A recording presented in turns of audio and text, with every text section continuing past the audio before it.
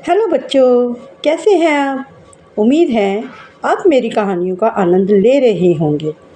मैं लेकर आई हूँ आपके लिए रोचक और मज़ेदार कहानियाँ। तो चलिए शुरू करते हैं आज की कहानी।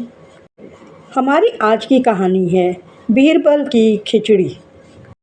बीरबल और अकबर के बीच कई बार ऐसा हुआ है कि बादशाह ने कोई आदेश दिया जो सुनने में ठीक लगा हो, लेकिन वास्तव में आम जनता के लिए वह आदेश अनुचित था। ऐसे समय में बीरबल अपनी चतुराई से उसे उजागर करते थे। बीरबल अकबर के दरबार में सुशोभित 9 रत्नों में से एक थे। वह अपनी चतुराई की वजह से जाने जाते थे। वह कठिन से कठिन मुश्किलों का हल चुटकियों में कर देते थे। यह किस्सा भी ठीक वैसा ही है। बच्चों, इससे पहले कि मैं इस कहानी को शुरू करूं, आप मेरे चैनल को लाइक, शेयर और सब्सक्राइब करें और इसके बेल आइकन के बटन को दबाकर हमें प्रोत्साहित करें। तो शुरू करते हैं आज की कहानी।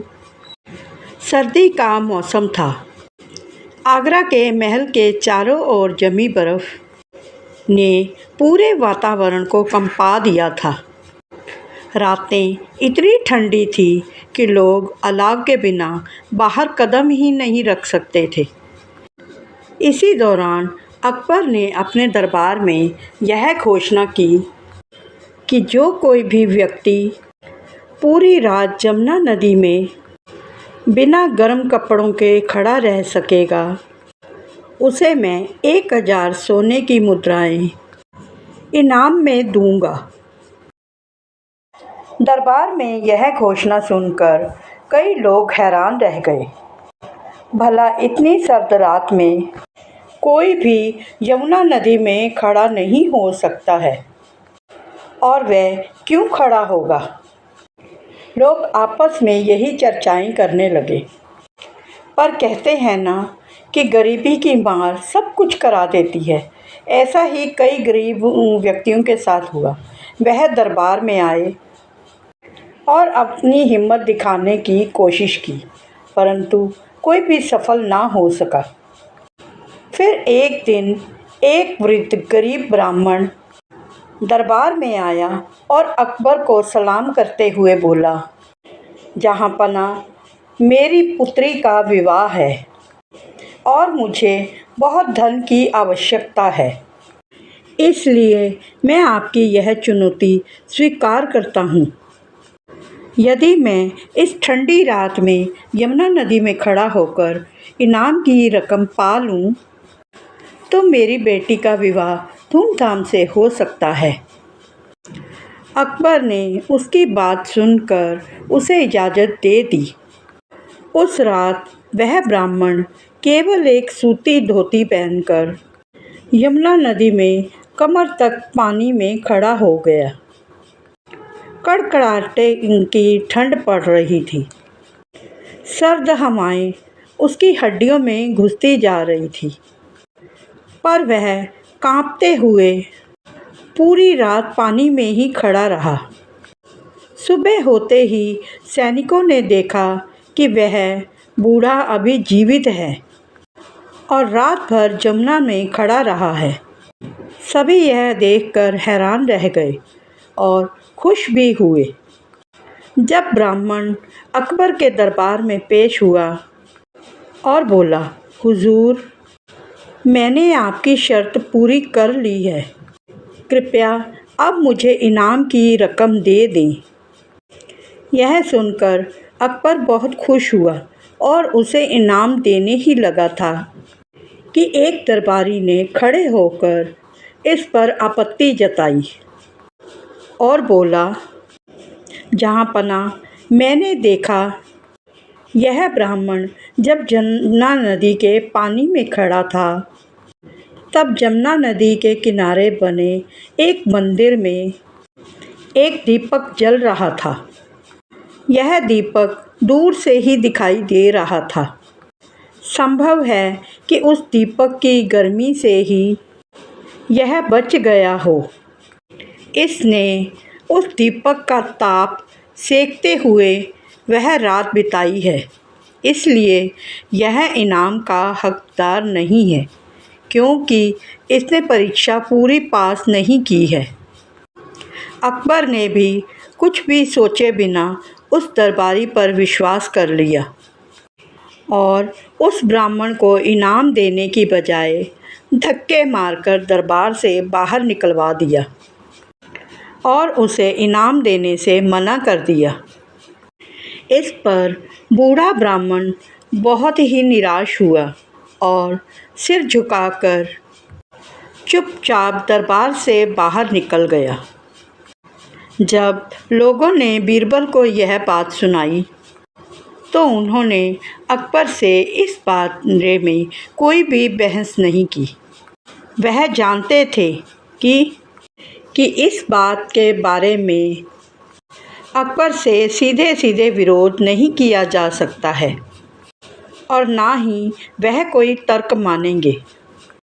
बीरबल ने इस पर चुप्पी साध ली और चुपचाप ही घर की ओर रवाना हो गए। अगले दिन बीरबल ने अपने घर के बाग में एक ऊंचा बांस गाड़ा और उसके ऊपरी सिरे पर एक पतली सी लोहे की कील गड़ाई।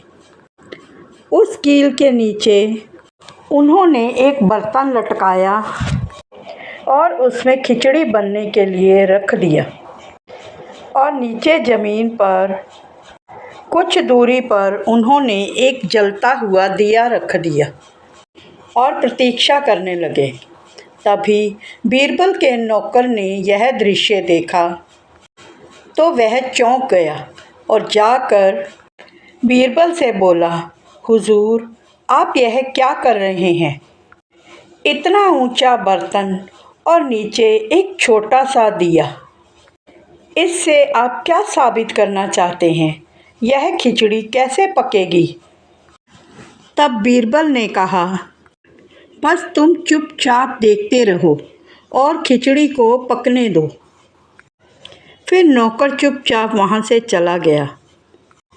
यह खबर पूरे शहर में आग की तरह फैल गई कि बीरबल तो खिचड़ी पका रहे हैं, पर दिया तो ज़मीन पर रखा है और बर्तन छत के पास लटका रखा है। इस पर लोग हंसते, चुटकुले बनाते और बीरबल को पागल समझते। फैलते फैलते यह खबर अकबर के पास भी पहुंची। अकबर को सुनकर बड़ा आश्चर्य हुआ। उन्होंने सोचा कि बीरबल को क्या हो गया है? क्या जो मैं सुन रहा हूँ, क्या सच में बीरबल की बुद्धि का संतुलन बिगड़ गया है? इस पर उन्होंने तुरंत बीरबल को दरबार में हाजिर होने का हुक्म भिजवाया।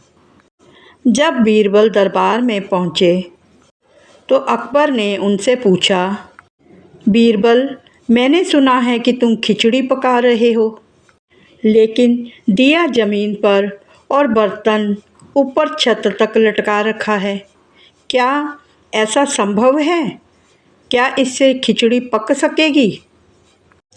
इस पर बीरबल ने हाथ जोड़कर कहा, जहाँपनाह, यदि एक दीपक की लौ जो यमुना नदी के किनारे मंदिर में जल रही थी, वह किसी इंसान को गर्मी दे सकती है और उसे जीवित रख सकती है, तो क्या यह दिया भी ऊपर रखे बर्तन को गर्म कर सकता है?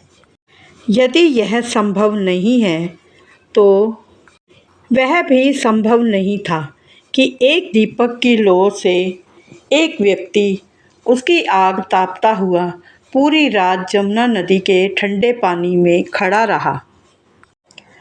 अकबर यह सुनकर अवाक रह गए और उनका मुंह खुला का खुला ही रह गया। उन्हें अपनी गलती का एहसास हुआ।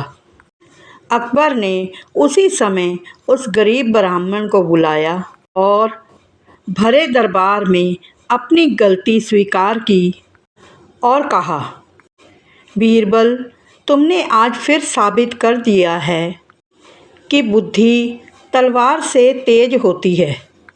मैंने एक गरीब का हक छीन लिया था, पर तुमने मुझे इसका एहसास करवाया है, इसलिए तुम्हारा बहुत बहुत आभार। तब अकबर ने उस गरीब ब्राह्मण को 1000 सोने की मुद्राएं इनाम में दी तथा उस गरीब ब्राह्मण को शाही सम्मान से भी नवाजा। बच्चों, इस कहानी से हमें यह शिक्षा मिलती है कि अन्याय के खिलाफ आवाज़ उठाना ज़रूरी है, परंतु उस आवाज़ में धैर्य और बुद्धि का होना भी ज़रूरी है। बुद्धिमत्ता कभी ज़ोर से नहीं बोलती, वह केवल उदाहरण पेश करती है। और सच्चा राजा वह है जो अपनी गलती को समझकर उसे सुधार सके। बच्चों, यह थी आज की कहानी। आपको हमारी यह कहानी कैसी लगी, आप हमें कमेंट करके ज़रूर बताइए। मिलते हैं अगली कहानी में। बाय।